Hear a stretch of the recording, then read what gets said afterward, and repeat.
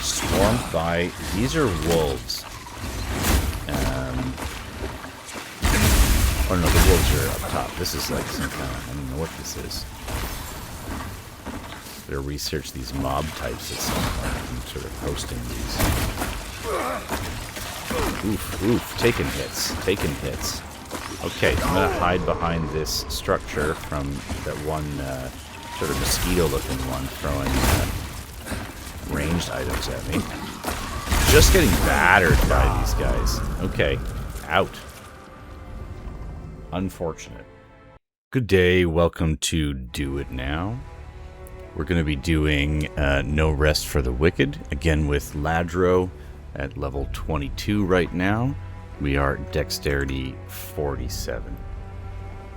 In this particular one, you know, I've had an issue with these audio recordings again, so this one and the next couple episodes, we're going to be doing some alternate voiceover, so you get, again, a fresh perspective, kind of an ADR situation. Okay, so we've slept just before the last mission, at the end of the last episode, but for the sake of the start of the video, it's worth coming back and just showing what this buff is. Good way to start your play session off for yourself as well. So 40 health, 5 stam, 20 focus for 50 minutes. Fantastic buff, definitely worth having. Again, if you can see in the comments, I haven't discovered it yet. It says 7 of 8 categories, and I've dug through what those categories are, and I got them. Like, I have them. I can see them all, I believe. So if I'm wrong about that, please let me know. The categories are lighting, seating, tables, carpets and rugs, beds, storage, crafting stations, and decorations, which is like vases, books, and flowers and stuff. So I believe I have at least one of all of those, but it keeps saying that I have 7 of 8. If you can spot that, let me know.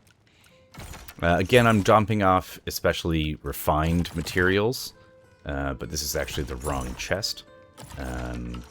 Later built a larger chest at the bottom to dump most of these types of things. This is where I've been throwing the reagents that you can use to make the throwables, because I find I just personally don't use the throwables much, especially on a dexterity based character when I am sort of ranged expertise to begin with.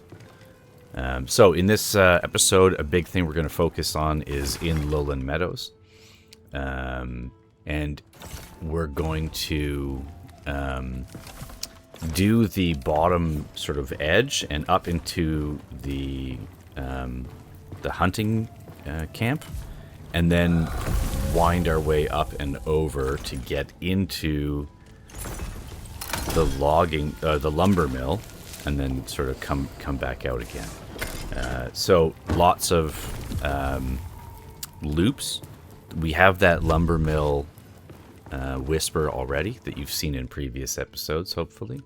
But that does not gain us access to the lumber mill actual.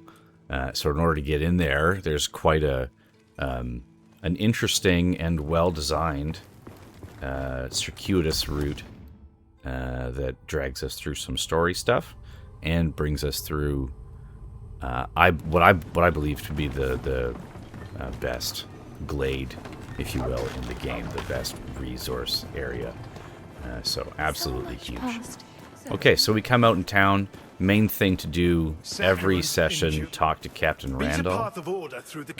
And the reason is there's going to be those bounties and challenges. So you want to activate all of the dailies. And in this case, it's a new week from the previous episode. So that means that the weeklies are available as well. And you want to activate those. So when you now open the map, you'll be able to see yellow and red, the little circles with like targets on them. The red ones will give you a plague ichor, and the yellow ones will give you just like a reward of some description, usually like a bundle of gear or whatever it says in the... You can go over to the thing and have a look at it. So there's some plague ichors that we could get there, fury fueled, and a few others. And there's also where we've been working in Lowland Meadows, which is down here. So we worked our way through that red one at the top in Lowland Meadows. That is like a big, that monstrous visage. That's like a big blob of goo that keeps spawning more and more and more things around it. And it's one of the more challenging fights in the game, I believe. That one and the last one that my cursor was on, that's underneath the Saltborne Tower. The boss that spawns there for a plague ichor is nasty to fight. He's in like ankle deep water. It's a challenging game. So those are not to be taken too lightly. But we're starting here in Saltborne Tower. We're going to go pick up a couple of those plague ichors because we are still low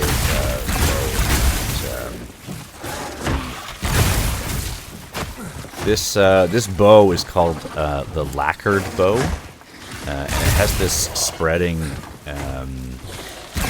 4-arrow pattern. And then because I'm using a lightning quiver, I then get access to this splashy lightning AoE when you hit. And because these are called sirens, they keep splitting and multiplying. And this is like a bonus, like a bounty fight of them, so an even bigger bounty than you would normally get. So I can actually finish the bounty, and now I still have tons of mobs coming after me. So I'm just kiting them in a circle. See how I light one on fire, and then hit them with the lightning. And that does the overload effect that we've talked about in previous videos. Fire, then lightning, great combination. And it also creates a ring of loot drops that I can then pick up. There we go. So we finally dealt with the final siren. Get our dig spot. We've been a little bit low on food, so it's handy to come around and pick up some fish and that little crab that sits there and the mushroom up top and all those things. I haven't really been paying attention there, so have a look close to my character. There's the circle that goes around. As the green comes around the circle, you want to hit the Y again just as the green becomes red. That's the sort of timing game that they're having you play in order to get your fish. So from the previous episode, we can now go straight south and climb up that kicked down ladder. And, well, it's a little bit further to the right first. And then climb up the elevator and come out at the farm. So there's lots of sneaky ways that we can get through the map now. Few things more satisfying than a single stroke ore hit. Just explodes on impact with that. So we're going to come up into this courtyard area, deal with these guys. Again, focusing on that overload technique. And you see that the final shot of the mob just goes flying. Light him up with fire, light some lightning. Very effective, very repeatable. Now we're getting into a much smoother pattern with the bow, whereas before we were struggling, not necessarily struggling, but kind of learning the mechanics of how to convert the combat in this game for dexterity. These campfires can be used. Okay, see in the distance behind me? There's a body sitting on a little landing there. So this is something that I've passed by several times in Orban Galdes, and I'll show you on the map as we get there. But it's called the storage room key, and it's near where you fight, like just above the mess hall. And we've had a lot of issue walking by, and I'm like, oh, I should look this up. Oh, I should look this up. I've probably said it several times in the voiceover, so I did. And this is the way to get it, and I'm going to go through and clarify it for the sake of this run, so that I'm showing any watchers where it is. So right here, you just gently, one step at a time, drop down. Highly recommend if you're up there, kick that ladder down first, but mine's already been kicked down. So now you can see from here, I can just splash into the water. Come over, I can grab my node, I can go up the ladder because I have kicked it down already from being up top there in one of the previous episodes. So super handy. Now that I have that storage room key, I'm going to go back up. Oop. Psych. Gotta pick up 10th harvester gloves. This little room here, I actually don't think I've shown in the video yet. So, worth sticking my head in here as well.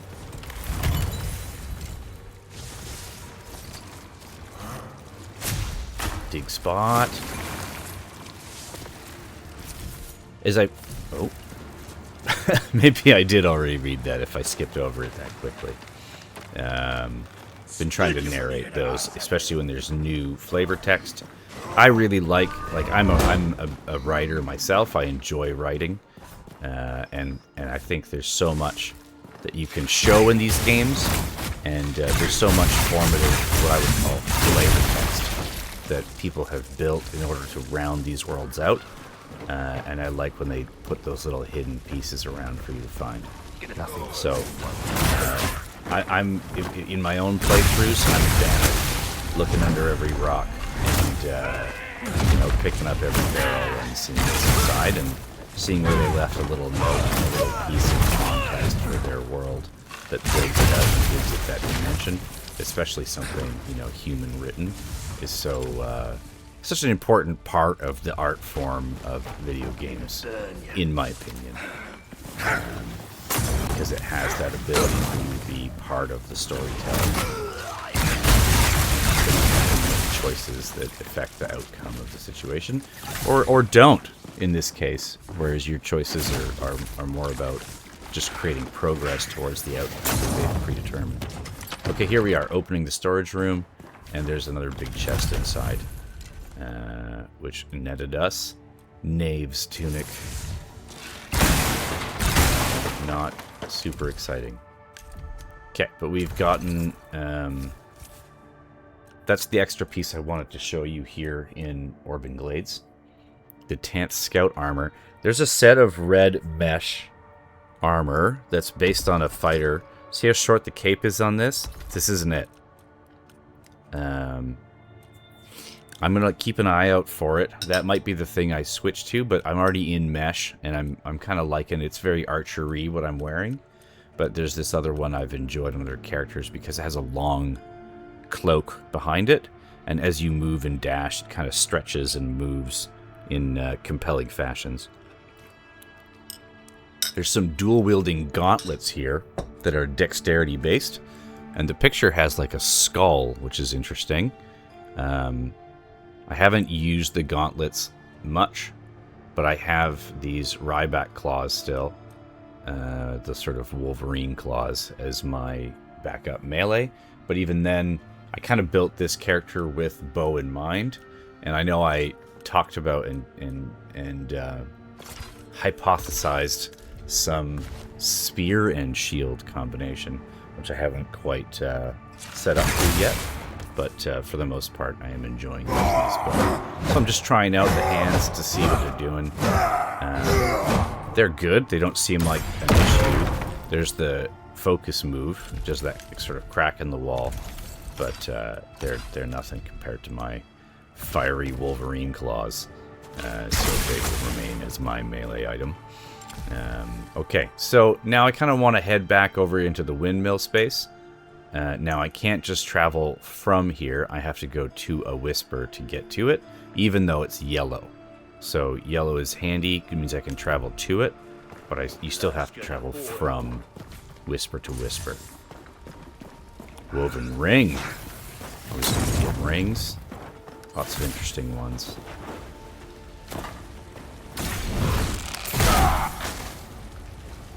I sort of inadvertently had the other bow on. Not lacquered bow, but well, I can't remember the name of it right now. That's fine.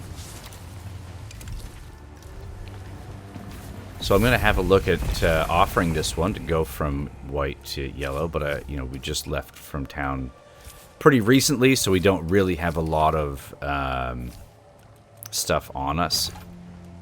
So a little bit of pine, because we don't really need that in town anymore. So it's always handy to give. Plagued items or items that are not your class. You can see the value is 1.9 compared to some of these that are only 0.5. So it's not like a straight one-to-one. Higher value items give you higher points. Mushrooms, they're useful in cooking, but again, you collect a lot of them. So it's just a matter of volume here where you can decide if this is worth dumping some of your resources. And in this case, I do want to unlock this Whisper, so I can come back to this area, because it's a common space to get Plague Ichors. And we're still quite behind on that, and not to be honest, because I've been trying to progress the story. But once we've cleared Marin Woods and Lowland Meadows that we're working on now, then we can really go into a couple of endgame loops and deal with fully unlocking Plague Ichors and deal with Pestilence to get our weapons up to level 13, which is the cap until October, when the 1.0 release comes out. And once we're now geared up through those, then we can really chase down the Crucible. And that's kind of a dungeony thing that you do and keep getting harder and harder. And there's currently 10 levels in the Crucible. And the final of that is the Shadow Knight, which is another tie-in back to other games by the same dev. So that monstrous one is not a good idea at this time. But there's the farm that we went through last time, and we got... Excuse me. We unlocked a lot of the path that heads towards, but this sort of white door cave there, we went in there, and then we got our butts handed to us, and we were in trouble. And then we didn't go back, because it was already becoming quite late in the episode. So we have to go back to that cave so that we can clear our way through that second portcullis, that second gate door, just southwest of the cave entrance. So the cave's going to get us through to the other side, and we'll get to the waypoint for the lumber mill, which is a whisper, just like this whisper here. And you can really see, one, they're gorgeous, and two, I think those really show you that this is the same developer that made the two Ori games, which are stunning. And well worth a play if you haven't been through those. Lots of ways to access them now, and they're on just about all the platforms. They work really good on Steam Deck. Good for handhelds. Okay. Always want to get resources as we go along, especially now that we have spent a bunch of our food-related resources to unlock that Whisper in Orban Galdes. Now it's ever more important to restock and get quite a bit. And then, of course, birch, which is the wood, the tier 3 wood from here. You definitely need more of that. Now notice that they're in sort of like ankle deep or water. You see they're on the outside. That's what's meaning when I shoot fire and it just doesn't stay and isn't ticking as well. That's because they're still in water and it sort of puts the fire out. But because they're in water, again, you get advantages for things like electric damage. So the surfaces do make a difference in this game. And again, I love when those systems are playing together, and then you can then use those systems to your advantage in tactical situations. So I was standing on the dock to the left to make sure that I didn't get shot back, and then doing splashy electric damage so that I was hitting everyone inside the water, because it would spread wider in the AoE. So that's where Marin Woods goes. That's the last area that we have to do after we complete Lowland Meadows. But this glade, again, fantastic to pick up. I think we cleared most of this glade on the last video, the last episode as well. But since we're low on resources and we keep building them up, it's worth grabbing. Plus there's, this is kind of XP as we kill these people again. This one up here is a little tricky to get to sometimes, especially if you're fighting from down here. But this is not specifically why we're here. We're trying to go back through that cave. It is important, even in the late game, as you're strolling through, to just get into the habit of chopping a tree here and scooping up the ground there and collecting those resources. That's definitely part of the standard game loop, where you find these little paused glades and collect materials for the town, for your own builds, for your player housing, for sale, for whatever, to progress the economy of the game.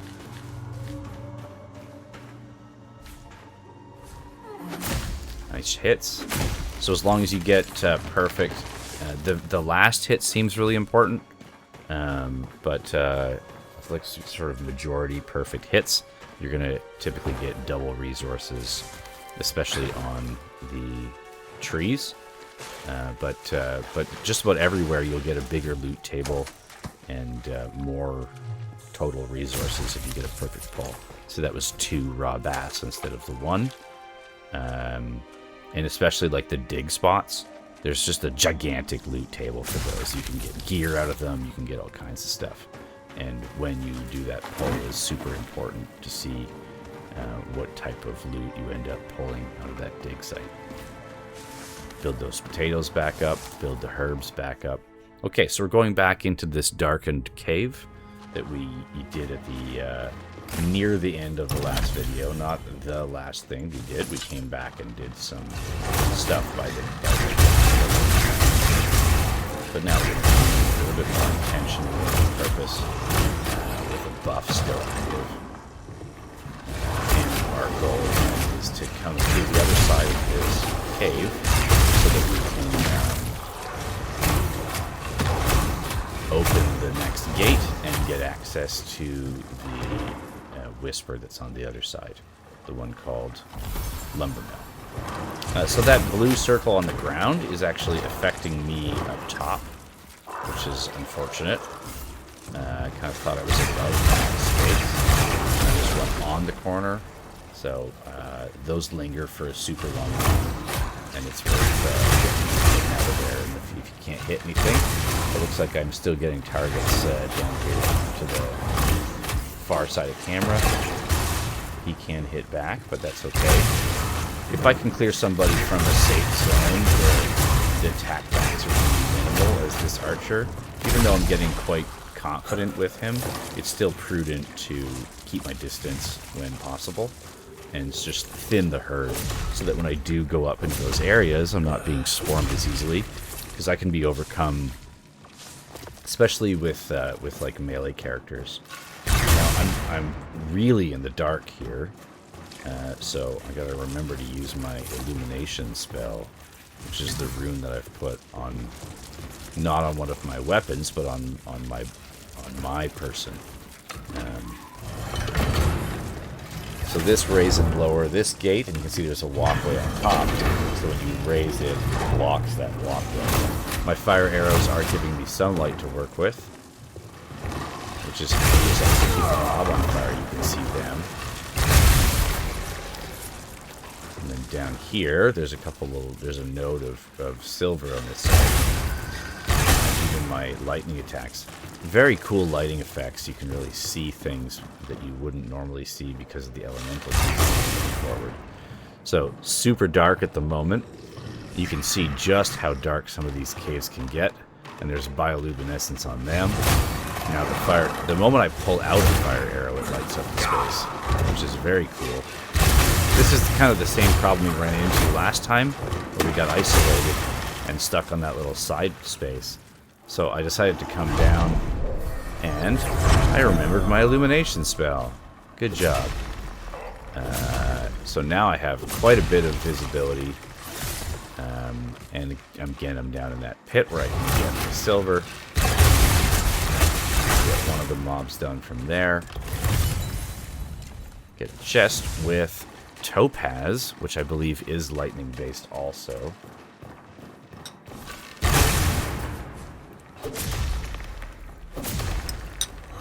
Another silver node. So sometimes it's sort of to your benefit to fall in these games. Better situation and find things that you would not know. Get a bit more of a complete run. So looks like we did kill that other one. That's good. So we'll just come over to the side a little bit, close enough to scoop up that XP. And since we already looted there, we don't need to go. Looks like there's almost something there. Like you can walk in there, but it didn't quite let you. And sidle would be to move along the wall, not in and out. So that's not going to do what we want. More silver. Great silver cave. This whole cave has like 6 or 7 nodes. Okay, so now we're walking along this ridge. And we can kick that ladder down that we saw near the start. So now that that's kicked down, there's one more silver here. We got to lower that so that we can use the walkway on top. And that'll allow us to come out the other side of the cave. Very nice. What did we just get? Nothing. So you see the yellow tools next to the food item at the bottom? That means that get some wear and tear, likely in this case on the pickaxe. Although I do find that the fishing rod is, if you're just running around on a regular basis, the fishing rod seems to be the thing that gets, that runs out of fatigue or runs out of durability before anything else does. A couple missed hits there, but you can see because especially the first and the last were still perfect timing. They still gave me the double resources. So here we are on the back side of that portcullis. The other side, you can see the glade out to the left. There's some more trees to cut here. And then we have our sort of leadership from the town, Winnick and I can't remember his name either. But the two sort of town leaders right there on the hill. Now this water, have a look. See the tick? 7. So it's giving me plague damage to stand in the water, and it's a damage over time sort of against me. Watch as I run through here. There's some 13s and stuff. It is really ticking. So underneath this bridge, there's a cave, and for now this cave is full of water, and that water is, there's something wrong with it. So it's Cosmo Dot just to be in, which is not what you want for your water source. But we can still jump across this portion while the water's filled and get to here. Open this chest. There's an Azure Blade. There's a sword in there. And a Void Essence. We haven't really focused on the essences too much yet. But what they... Oh, fell in the water. What they allow you to do is change a lot of stuff about your gear. So if your gear does not have any enchants, so one of the essences can create an enchant on it. Or you can use it to re-roll the enchant. Or there's ones that can re-roll the rarity of it. There's just lots of different, there's 5 or 6 kinds of different embers that all do slightly different things. See? I told Here's you this Winnick. thing would come, and here they are. Indeed. Ellsworth. Your That's the other presence guy's is name. welcome here. My friend is convinced that some threat awaits us at the Weeping Sisters. Well, perhaps if I had a clue as to our mission, I would not grip my sword as tightly. The Serum delivered a letter to me, passed from hand to hand. Unsigned, but stamped with the royal seal. That was like It's 2 a episodes place, ago, I a think. time, and 3 words. Don't trust her. But do you trust the Where the sinner? dog led us to that We room in won't the know back until where we the can guy get gave us past a this letter. mire. Serum, it seems our route to the Sisters is flooded. There's a hunter's camp to the east. They're gathering food for the rites of the fallen. Hunter's camp. Perhaps they can help drain these channels. Okay, so we're going to go visit this hunter's camp. That's part of the route that you have to go around to get into the lumber mill itself. You can see that we're now moving away from that door, and we still haven't opened it. So you can be forgiven for thinking, oh man, we're pretty far away. Like, if we die now, the run back is lengthy, especially over time if that cave has repops. So it is prudent to unlock those shortcuts so you can get back here more easily. But just across this bridge, you can see, is the Whisper. So now that's a fast travel point that you can use. And if you look here, I go to make an offering. See how there's no menu piece for it?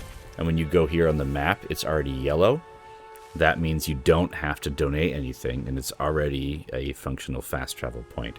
So we came in and out of that cave, and you can see that there's yet another cave here for us to explore. That's the one we went into, but it's now still full of that sort of plagued or caustic water, so we can't go in there. Now, just up from this Whisper, climb up the ladder, go across the top of that bridge, and you can see a lever here.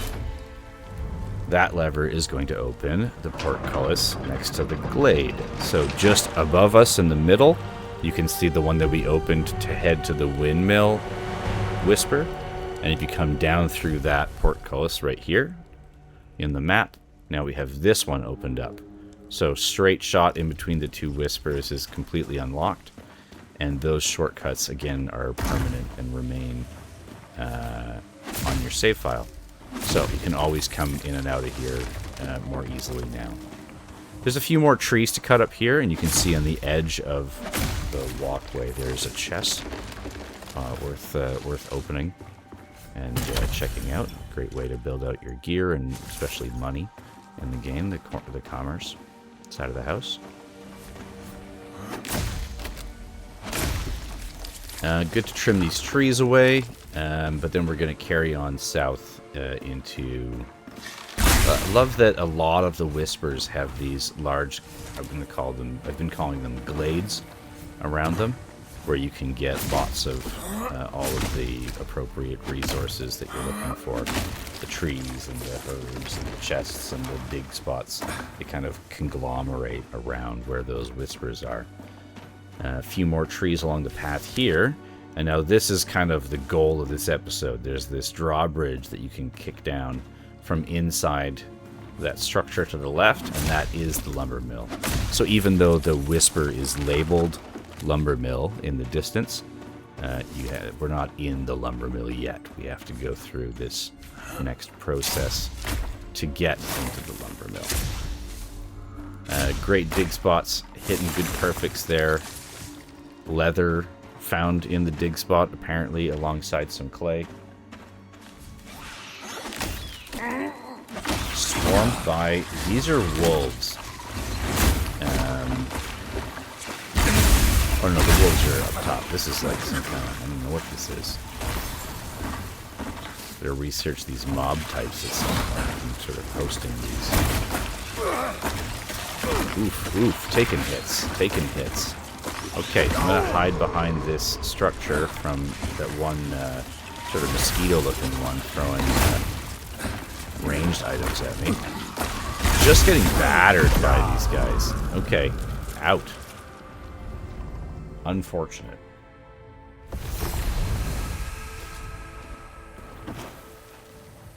That'll probably get used as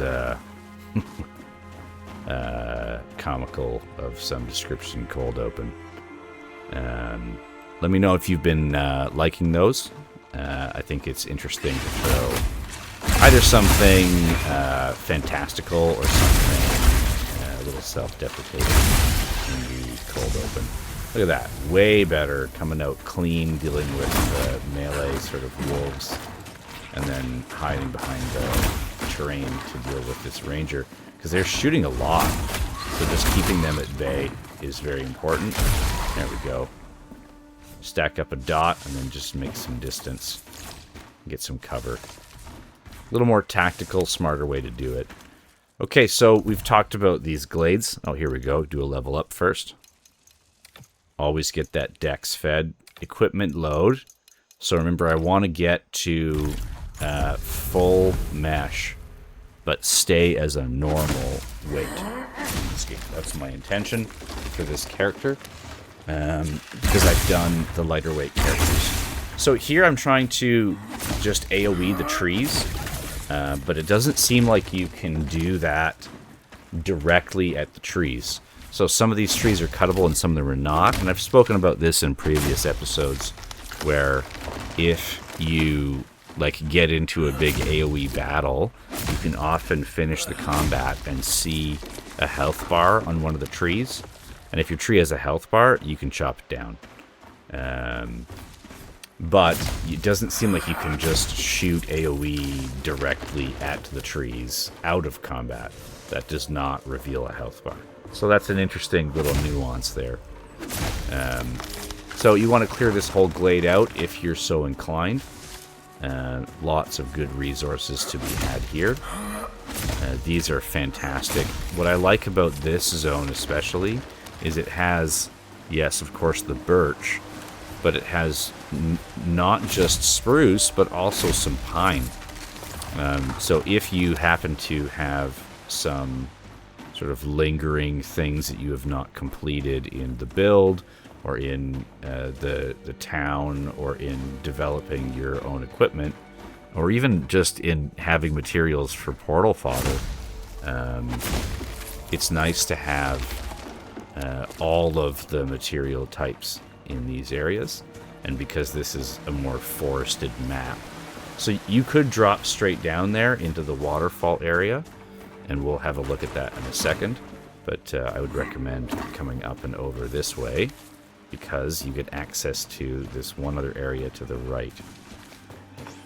There's often, there's just a little vermin of some kind there, but there's often like large stags and deer and stuff in this area, so definitely worth coming through and visiting just to the right of that big log. Malformed skull, that's a gear upgrade item. So is the siren skull. But what I'm looking for is the chipped skull. See, that's focus gain, the topaz, so it's not lightning. And the skull is plus 10 health regen. So the regen means that it's actually counting up at all times. So if you look right now, I'm at full health and full focus. That is not the standard configuration.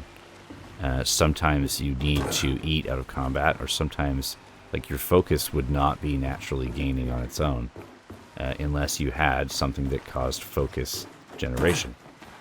So you want to spec for that, and I find that the gems is the place to be. So the moment we come down the log, we get a tease about this big wolf creature.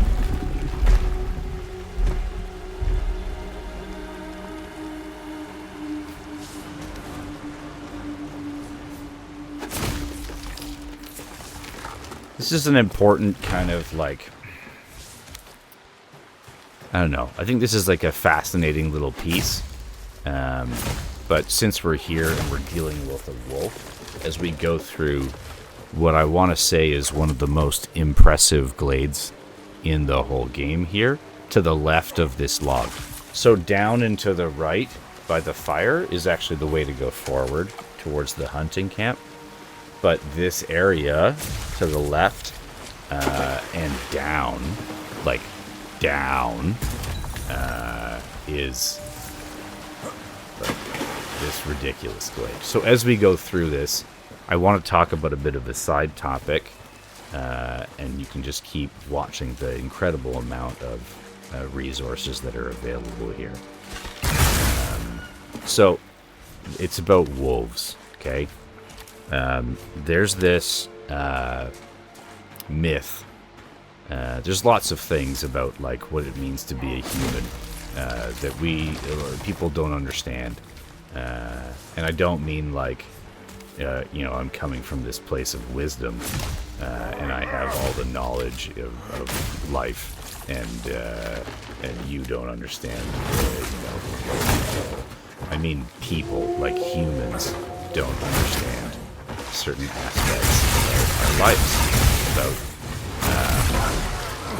about meaning behind it, and about why it's there, and about all kinds of things, right? Like there's fascinating, and people have ideas about it, and there's strong felt beliefs about it, but nobody like knows, right? So there's a lot of people that want to tell you they know the answer and the way. Did you see that glimpse of silver there? Very nice. Let's get the silver. See, broke my pickaxe. Now it's red. So what do?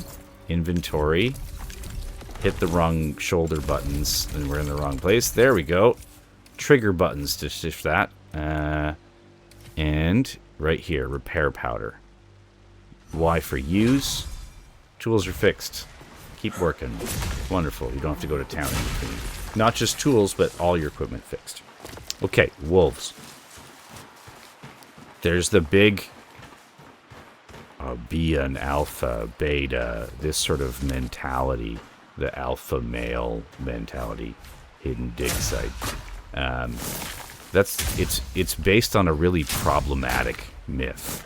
Okay, so there's an actual scientist. His name is Dr. L. David Mack, and he wrote a book quite some time ago. Okay.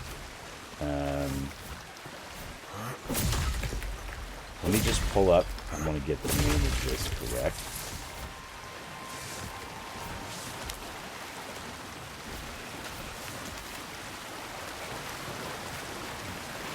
Very interesting concept about how this has been, where it's sort of taken shape in our society.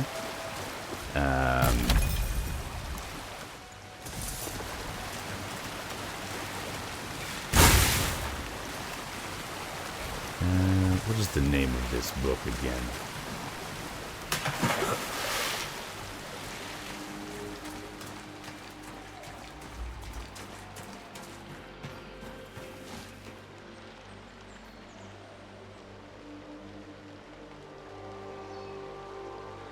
Yes, The Wolf, The Ecology and Behavior of Endangered Species. This was written in 1970, okay? 1970, this scientist, David Mack, Dr. David Mack, apologies, writes this book, The Wolf, The Ecology and Behavior of an Endangered Species. And in this book, this is where we get the concept of an alpha wolf leading a pack, and that it's, see, look at these alpha, these wolves. Are they all alphas? Ooh, are you an alpha? Right? It doesn't make sense. And here's the reasoning. In this study, he was studying an endangered species in this book. So he didn't have access to the animal in the wild, and he wasn't trying to create a situation where he could be causing harm, and perhaps in the process limiting the population in the wild, which is even more problematic. So a lot of the study was done, and the majority of it was done, with wolves in captivity. Now, we have figured out since then, and in fact, Dr. David Mack has been a big proponent of this, and there's lots of other sources about this myth out there, and he himself has dedicated a huge portion of his life since this time to trying to dispel the myth based on his book, because in the wild, wolves don't act like that. They're collaborative, they're pack animals, they work together, and they work in a society, and they do the tasks sort of assigned to them that make sense for them to do in that society. And no one wolf. So same with the concept of the lone wolf. That's not necessarily from his work, but a lone wolf is a failed wolf. It's been kicked out of its society, out of its pack. The idea is that they work together, not in a hierarchical, male-dominated patriarchy, but in a collaborative society. And the only place that you get alpha wolf behavior, it is real, there are alpha wolves, but again, it's only where he found them in the study from 1970. The only place you find alpha wolves is in captivity. So, if someone claims to be an alpha, that basically means the same thing that we attribute to humans in the prison system. That concept of the hierarchical structure where you need to be physically dominant and you're supposed to go beat up the biggest, toughest looking guy so you can prove that you're capable, or whatever it is that you're supposed to do in those situations. You know, that's the movie trope that you get seen over and over again. Which, again, is prison or captivity alpha behavior, right? It's creating a physically dominant society based on limited available resources in an area where you're not safe, where you don't feel safe, right? So I think it's really important to sort of know that criteria as we go through even a fun space like this, right? Because video games can be such a wonderful outlet for, violent urges that are very natural to being a human being, where you get a chance to have a safe outlet for that violence and have a safe outlet for cutting every tree you see in sight and strip mining the earth for resources, because it's going to regenerate by the time you come back here again. You're not actually doing damage to anything, right? So it's nice to have the outlet of that is safe in comparison to doing that out in the wild, so to speak. Because in the wild, it makes sense that we are collaborative as humans. It makes sense that we work together, that we look out for each other, we are kind to each other, that we provide resources and capabilities to people, not with the expectation of some immediate material or whatever benefit to come back, but because it's the right thing to do, because there's a great joy in being able to help someone based on your skills and your time and your capability, and not just as a transactional situation, for my resources, for your resources. There's something very cold about that. Okay, thank you for indulging my diatribe, and think about that concept and have a look. Check that out for yourself. There's the original book, The Wolf, The Ecology and Behavior of Endangered Species, that sparked the alpha concept in the first place. And you can have a look at Dr. David Meck's work and the amount of effort that he's put into dispelling this myth. So if the very person that sourced your nugget of knowledge has dedicated their life to clearing up that it's wrong, maybe that's not a good source or start point for how you should live your life. Just an opinion. But I strongly encourage everyone to live their own life in a very different and unique way from every other human. Find your way that makes sense for you, because it's important that we live these lives of ours different, in interesting and unique ways, and we figure out how to get along in that process. I think that's the most important thing. Okay, back to the game.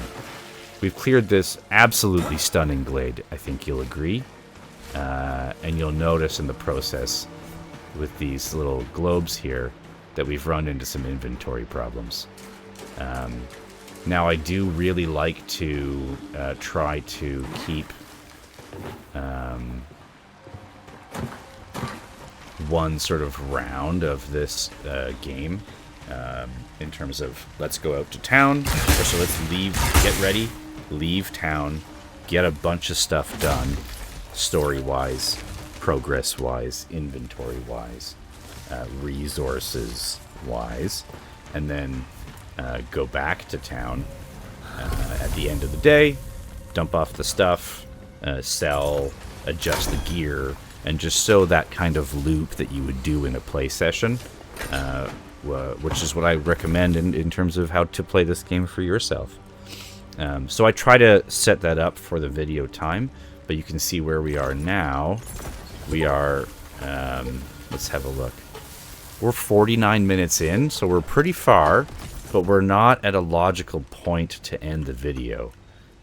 Because you do want to get, like, we're doing like a loop, and you want to finish where you come back and unlock the shortcut you're trying to do. Because if we left right now and ended the game, this whole area would re-pop. And we, like, what I mean by that is all the mobs, all the mobs would respawn. And we don't have a new shortcut or fast travel point down into this area to be able to do that. So we'd be going back to that logging camp one again. So we're going to go down from here. Even though we can't pick up every single resource in the process, it's not that much further in terms of what we're actually going to do to complete the loop. So this water is not caustic or hurting us like the other one. It's not plagued. Whatever is wrong with the other water that we'll discover. So it's okay to walk in. This is the river that'll lead you to the hunting camp. Again, the reflections in here and the color choice and the way that the vegetation lays on itself. This huge cluster of trees, I'm just kind of sticking my nose against them to see if any of them come up with the little Y button that allows me to cut them down. And despite it being quite a number of trees, I don't actually think there's very many that were cuttable. So you see that door there, that's kind of where we're headed, but we need to go to do something in town first. Have a little chit-chat, a little chin wag. We'll get to the next piece of information. When we are having exposition from some of the game sprite sort of voiceovers, had a conversation with my son about this, who watches a fair bit more game Let's Play videos than I do, and it was his recommendation to sort of let that talk out, because some of you may not ever choose to, or maybe don't have the means to play this title. So it allows you to sort of vicariously get through the story of this this game in the process. So when characters are doing exposition, I'm going to try to just sort of sit back and maybe put little snipe comments in, but for the most part, just let you hear what they're saying. So this is the logging camp itself, and you can see the question mark in the background. That's where they want me to go, and if I walk close enough to that, it's going to sort of kick off and start telling me some things. But I think it's only prudent and reasonable that as I approach this new village of people who have never met me before, the first thing I do is break all of their barrels and kegs, open all of their sort of storage chests hidden in what I can only presume to be their at least temporary homes, pick up all of their plants and store them in my pockets, and just take all of their resources without even saying hello. I think that's seems like a good way to be a guest in someone's home. Just start, visit their yard and just start cutting their trees down right in front of them without even saying hello first. But that's what it allows us to do in this game. And once we do have those discussions, then you'll see that stuff progresses. So it's important to do the loop first. Because like many other areas where there is a big exposition piece, there's also quite a bit of resources and another sort of glade, as we've been calling them. Now even here, as we do this outer loop, I'm trying to avoid that question mark area so that I don't get pulled into conversation there, but here I'm probably going to get a little too close, I think. Or maybe it is that I have to press a button or something. No, there we go, pulled in. So I'll let you hear them. I'm not a trussed-up goose, am I? Oh, Serum, welcome. I'm afraid we're in a sorry state. Foul water chokes these woods and the plague is rampant. That foul But water at is least talked my about father from the is in bridge one up top. piece. He nearly lost his leg tripping over an old tree stump. This It is was Lara. a barrel, and I was fighting for my life. Reed. Fending off those things that have taken over the old lumber mill. Reed is If Lara's you're trying father. to reach the Is sisters, then your Farron. troubles are the same as ours. There's a reservoir past the old mill to the west. That's where the filth is coming from. My father tried to drain it. But something tells me you'll have better luck than him, Sarum. Here, I'll open the way. So Lara's going to help There's us no open mill. that door we looked at Not before. anymore. It's a saver den, filled with deviants and monsters and... Yes, and don't forget Barrels, the deadliest creature of all. So Reed has gone up into the lumber mill himself and tried to deal with the reason that the water has gone bad that we saw in the river up top. And he's come back wounded and he's come back traumatized, saying that there's monsters and demons in the lumber mill, and the reservoir is below the lumber mill. So you go through the mill to get to the reservoir. And they're trying to purge the reservoir of whatever is causing this infection. Barring his failure, then we've been tasked with the job.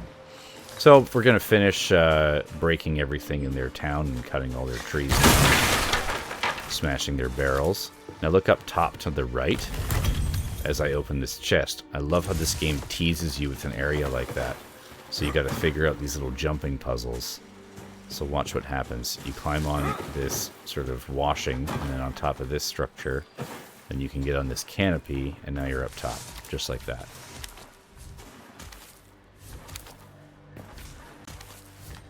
Huge plant resource. Kind of hard to climb up those sometimes. A blighted quiver. So that's a third quiver choice besides the lightning one that I currently have equipped. And I have a digital slot of a quiver that is currently a frost quiver. But lightning, because it plays off the fire with those overloads, has been the one that I'll typically keep equipped. It's such a powerful capability. There we go. See, I can switch back and forth. There's my frost quiver. There's my lightning quiver. So it's one of the D-pads, I believe it is D-pad right to switch offhand, and D-pad left to switch main hand. Okay, so we've cleared a sufficient amount of things out of this town. I was just seeing if we could walk through this side, but I don't think that's the case. We're going to have to go around and see if we can get caught up to where Lara is. Trying to unlock that passageway for us. So there's Lara, waiting for us to step forward. Here she goes, up the waterfall, and to the door. Now, she's already run off and unlocked the door, but if you left with her right away, then you would come, and there'd actually be a little chit-chat at the door, I believe. I kind of missed that because I was still trying to clear the rest of the village. We come up this. Now we're properly far away from that last waypoint, and we haven't created a lot of shortcuts in the process. So this is a really unfortunate place to die. We went all the way down to the bottom of that glade, which was super, super big. Because the log is right up there near the cursor, where we are now, just to the bottom left of us now. That's that big log we went down. So now we're on top above that. Amazing the amount of verticality that they put in this level design. So clever. That line that we zoomed in on at the end, so that's a tram or like a gondola, and we're going to use that to get our way into the. So that's what we've been doing so far, is looping around and climbing up so that we can effectively zip line kind of thing down into the lumber mill.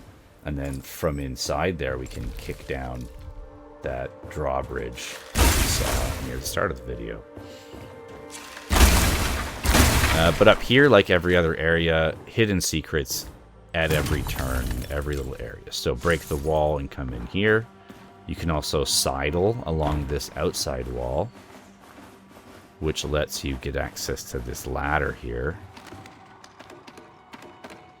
Which you'd think, oh, I go up, it gives you a little vista, but no, you actually come down to get to this one on the roof.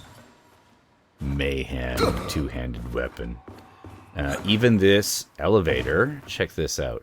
Climb up here, see that blue one. Now these, I don't trust. Some things you can walk on and some things you can't. And I think this outer edge is the right way to walk across there. Hearty Harvest Ragu. Now that's not just food, it's a new food we haven't had before, which means it's going to be easier to get the recipe going to be able to make that food ourselves. Nice piece underneath. And now just another show of how they have hidden areas in this game. That flat wall, look at that. Hidden underneath, wolf inside, tight space to fight a wolf. We don't have to be in there with it. We can stand up here and rain down from above. Get some herbs, get a hide off the wolf, and tons of gear. Seer's hands, a chipped jewel. Excellent. So great little hidden spot sort of underneath.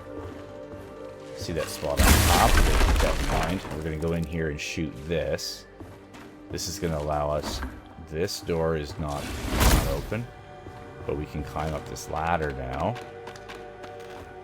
And see up top there's a chest and a walkway. We can't get there just yet. But that's okay. We're going to drop down. Come across the front.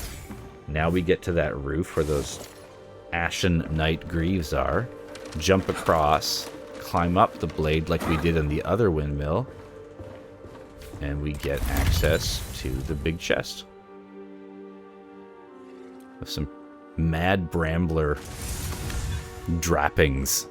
Very cool armor look. Just trying to just drop down to the left instead of sliding down this way, because I don't really want to be down there, but it's probably faster to just drop down from the inside. Now we can also come around the back of this place because we did that, but you're going to be in combat when you do it. So step in, be aware. Tight space with one of those little skinnier wolves. And now we can open that door from this side.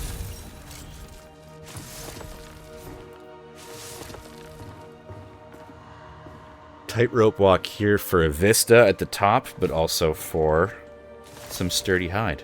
Nice view down below. You can see another whisper. Okay, now to get on that roof, besides the way that we did it, you can also climb up these handrails and try to A at the roof. It's not super consistent. You can probably get consistent at it if you really work at it, but I think this side I was able to get up. So it does work, just to show as a demonstration, but it's challenging, that's for sure. Putting purple surfaces down, those can be really deadly if you sit in that for 2 or 3 ticks, especially if it's a dexterity character, you're going to be in real trouble. So stacking a lot of fire on here. It's a 1 of, so I don't mind spending the focus. I'm going to eat as well. Now, this is the tram that takes us over right there, but there's a few more things I want to do before we cross over into the lumber mill, just to show you what we can clear in this area. Break those barrels if needed. Now at the back here, there is another house. We can't shoot this door out, but we go in here, loot the chest. So how do we get up here? This is the question. See if you can figure it out. I'll cut this tree in between. Now we climbed up the handrail on the right, so maybe we can do a handrail again. Can we do handrail and jump over? No, it doesn't really want us to. That's not the move. There's another one where you climb up from inside the house and get out, but this isn't that. Okay, maybe if I climb up this roof again. But now I'm having trouble getting from this roof onto the top. There we go. On. Jump over. Step down. Ladder up. That's how we get there. Big chest. View down. Incredible vista from the top. Armor shard and a few other key items.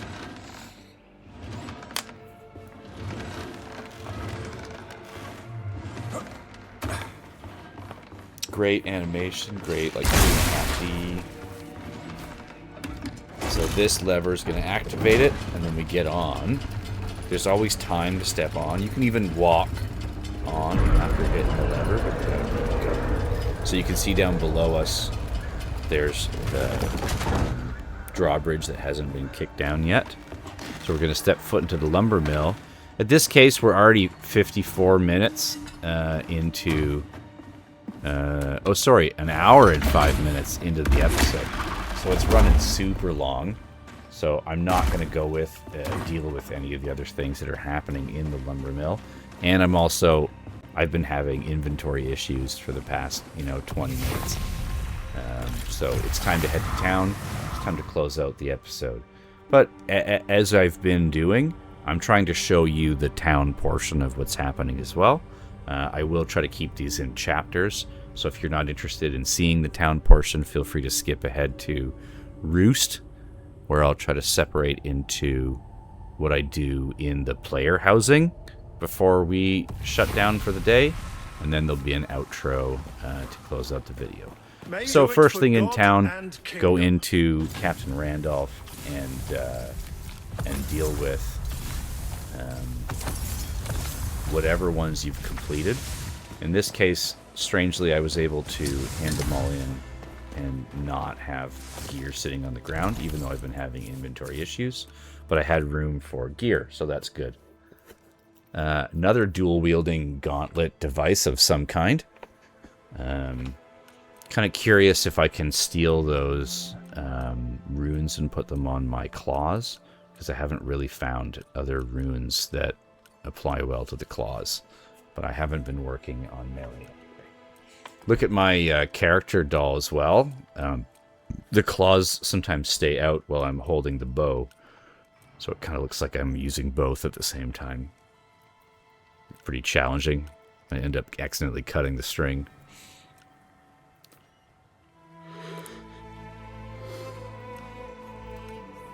Copper equipment. We're looking for silver still for iron, for the pickaxe, the axe, and the shovel. We already have tier 3 on the fishing rod. So now, because I've checked my inventory in their doorway, I know what I can sell and what I don't want to sell.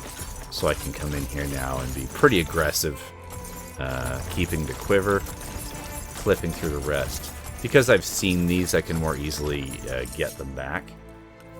I do like to hold on to rings just because they're slightly more rare, and I have 95 silver at this point, so I'm not too short on money to need to sell them unnecessarily. Getting some great equipment upgrades.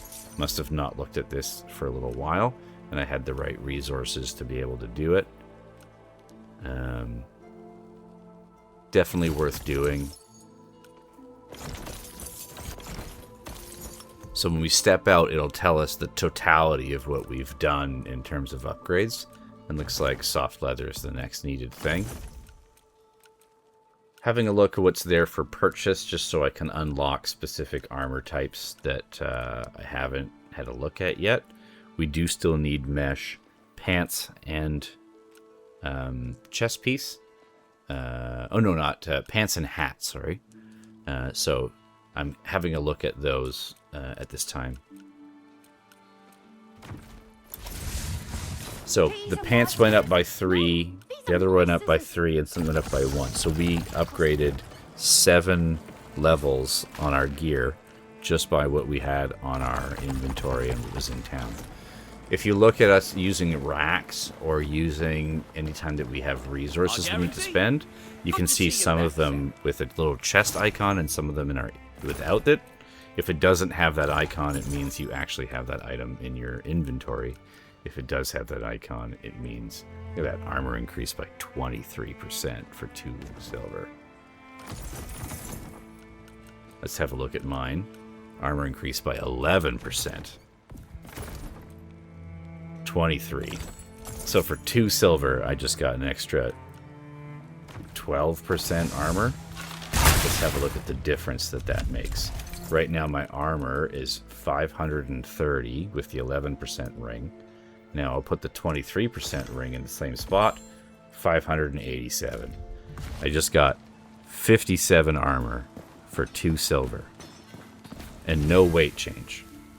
That's the kind of stacking stuff you can get in this game if you're paying attention to the percentages and the numbers and the bonuses and how they play together, which I love in games, that they sort of have these systems built and designed, and they let you figure them out, and they let you solve these problems. So Siren's Call is the other bow that we've been using. This is our main bow. See at the bottom where it says Torn Sinew, and it's at level 12? In order to increase beyond level 12, and you need access to Torn Sinew, and Torn Sinew is something you get in the Pestilence waves that happen in the end game after you've finished the main mission boss in all 4 zones that currently exist around the game. So we need to clear the rest of Lowland Meadows and all of Marin Woods before we can access the Pestilence that lets us get access to Torn Sinew. So for the moment in the play, upgrading is going to be capped at level 12 for equipment. But that's not where the game is capped. It's only because we haven't finished the main story. Once that's completed, we can go further. So I'm always having a look here. The engraved Hearthside chest is the biggest storage. It's the tier 3 storage in the game for this game. So it's super good to have. Pretty sure I actually already had one, but in this case it's easy to just pick them up instead of, because I don't know if I have the full recipe unlocked. You can see there's a couple of bows, but they're not quite the right configuration because they have some red in the window. I'm having a look at these types and just buying onesies and twosies that might make sense in hopes of filling in the final gap in my categories that for some reason I can't figure out. So again, I'd love to see in the comments as we go back to my player housing again. Those that have been around for the whole video, greatly appreciated. We're going to be going through Danos, and then we're going to go into player housing. And when we're back in the Roost, which is the house we've chosen for this mission, I'm going to read through the list of categories again, and be my eyes. Help me out. Let me know what I'm missing. I'll give the more detailed explanation of them. So yeah, each of these I'm making sure that I finish out one. If there's just a few resources left to go to it. Trying to prioritize. So anytime I start putting, let's say, spruce planks in one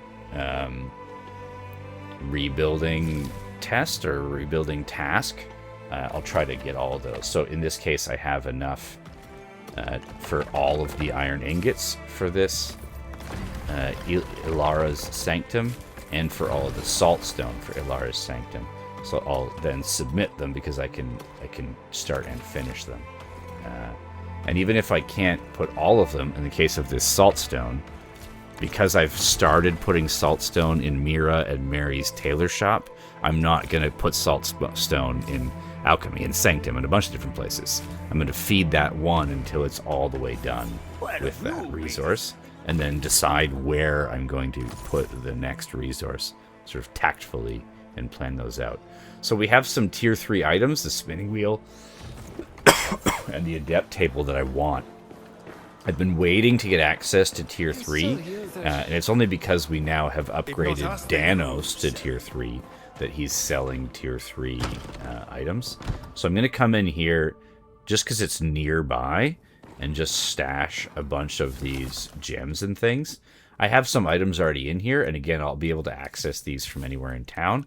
So it doesn't matter where it's stored, even though it's not in my standard player housing.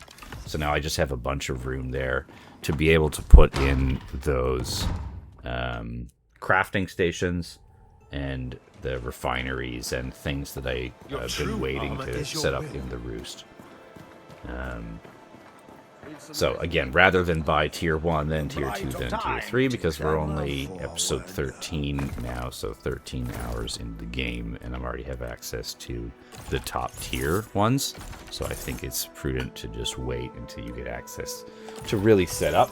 And in between, you can use the refineries and crafting stations that are in the marketplace people. So I'm also going to go back over to Whitaker, because I did not have enough inventory space in that category to be able to buy any more items from him. And I'm really trying to plug the gap and solve this issue of having 7 of 8 categories. So I'm buying a vase, and I'm buying a light, and I'm buying the chest, and I'm buying flowers, and crafting stations, and all kinds of different stuff. I already have several chairs and benches and things. I have a bed, but you know what? It has comfort points on it. Ooh, excuse me. It has comfort points on it, so I figure it's probably prudent to get a second bed if I can squeeze it in there. Sacrament and dole. Good day to you.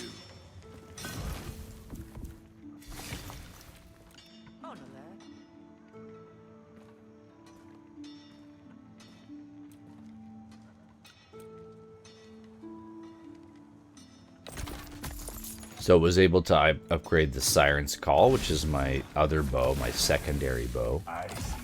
And just see, that's one of the refineries that I've been feeding on a regular basis. Very helpful to have those, and those also upgrade with the tiers as you upgrade the tiers of the housing and station or whatever it is. So when you get the tier 3 smithy, the tier 3 smithy will have a tier 3 forge in it. Okay, so we're back in our player housing. We're here in the Roost. I'm going to feed up my own smelter as well, my own forge. Now, if you can see, typically the place button from this tab is automatically setting up these to be used, but it wasn't doing that, so I had to go in and manually change that so that it was actually giving me placeable items. Normally, the moment you're in your Roost, it will set you up with whatever you can place. So I'm trying to, I haven't used this space before, so I'm trying to get it set up as efficiently as possible so I can fit a lot of things in here. You can see that my comfort level is at 66, but that can go as high as 250, which is pretty significant. So it's a lot of total items to get there. So I'm just going to clear this bench out of here and make room for the sawmill as far tucked into the bottom corner as I can get it, and facing forward so that I access it from the side. This is the tier 3 sawmill. So I'm trying to get it. I'm kind of getting stuck on where I go. So I pick an orientation and then lock the direction with left trigger, and then try to place the item. Without locking it in, it's nearly impossible to place anything where you want it to go. But this is quite helpful. Even then, I'm kind of stuck based on my orientation. So now I have to reposition because I was trying to get it closer to the wall, but it starts on a radius away from me. So I'll put it close to the vent or close to the other items that are there instead, and then I can start throwing some birch in that and some pine or spruce. So stuff I still need for the buildings to be completed. Hasn't been getting enough, so it's important now to have more than one. Putting our light source in for the sake of a light source, so please watch out for me again. Here is the list of items to look for. So lighting is one, which can be candles, torch stands, lanterns, and iron braziers. Seating, which is stools, benches, chairs, and thrones. Okay, which you can see I definitely have. There's chairs down below and stuff. tables, which is a dining table, coffee table, and desks or lecterns. Definitely, there's a round table right in front of you in the room. Carpets, rugs, various floor coverings, and woven mats. There's a red carpet at the end of the bed there. Beds, rest spots like a Voyager or Wayfarer's bed. Just put a second bed down. Now we're at comfort 81, so definitely have beds. Storage, which is cupboards, chests, and wardrobes. Well, lots of chests in the room already, and in the process of placing another one. So chests definitely exist. Storage exists. Crafting stations. It says anvils, hearth stoves, and other refining implements. So we definitely have a forge. Look, I'm placing yet another bench.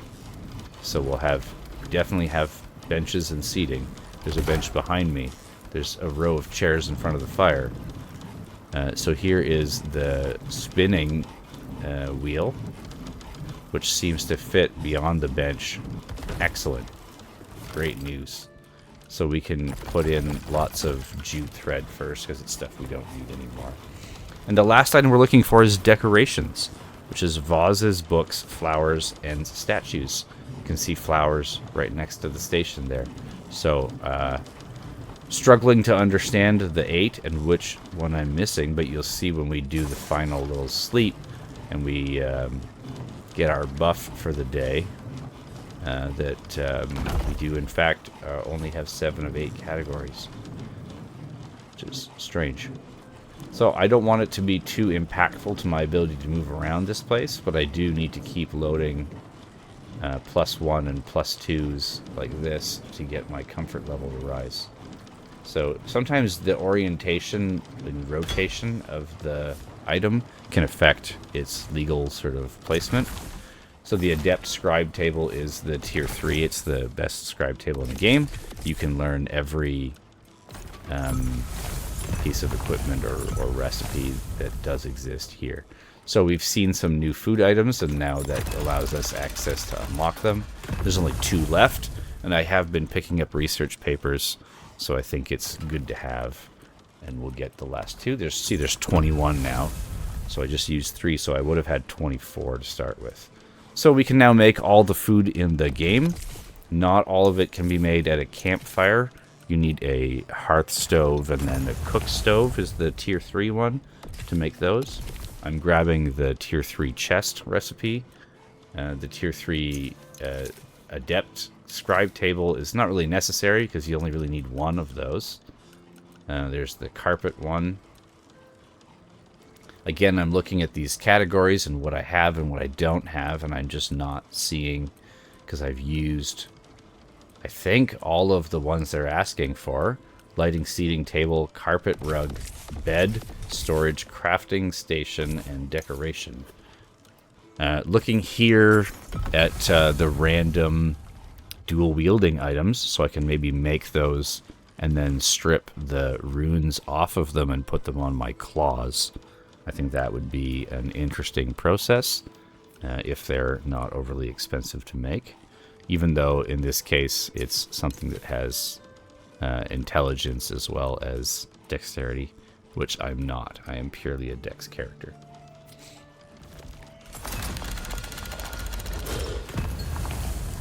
Roll through some claws. Claws of the Crescent Moon, which are purely dexterity as well. They're 17 less, but that's less than my bow, not less than my claws, because those are not my currently equipped weapon. There's a Woodland Protector bow, one that I haven't gotten yet, so I'm going to do a random roll on the bows now that I can see everything. And the Twinned Recurve bow is what comes up. Again, a pure dex bow. It is less damage than my current bow, and has no automatic abilities, but I can't actually make one, so it's interesting to see what it's going to be. I got Balak Talon, which is a... didn't really look. Decided to pick that one up. I got 3 left. I'm going to research a random bow again. Twinkling Short Bow. And it is a intelligence and dexterity based weapon. So again, not my style. I am pure dex. But also, it's, you know, damage is 55, which is like 30 plus less than mine. Okay, we're going to try and sleep here, and we'll see that we... from 66 to 85 doesn't really make a difference on the buff. It's going to be the same buff, 45 and 20. But we are still category 7 of 8 for reasons unknown. We're up to 31 items, and 21 of them are unique items. So we're really starting to round out this space and get it set up, and you can see that we have that buff on for another 55 minutes. So that's the end of this episode, and I greatly appreciate your time and attention. Gratitude for your participation and your time spent. Be well.